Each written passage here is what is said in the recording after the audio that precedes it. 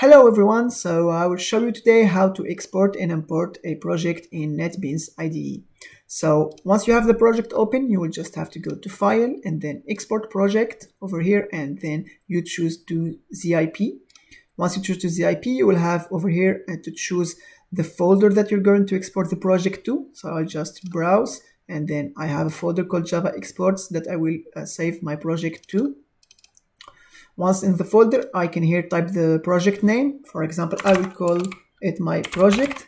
And one more important thing is don't forget to type .zip over here to make it work. Then I will click on save and export.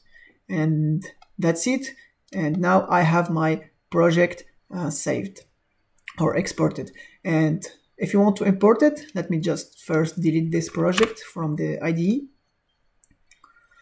After deleting it, and now we can go to File and Import Project, then from ZIP, and then over here we can browse the file that we saved to load the project. Browse, we go to the folder, and then we select the ZIP. And over here we select the folder that we want to create the project in. So I'll just click Import. And since I already have a project with the same name, it will say replace. And once imported, it will import the project. And you can see over here, I have my code imported.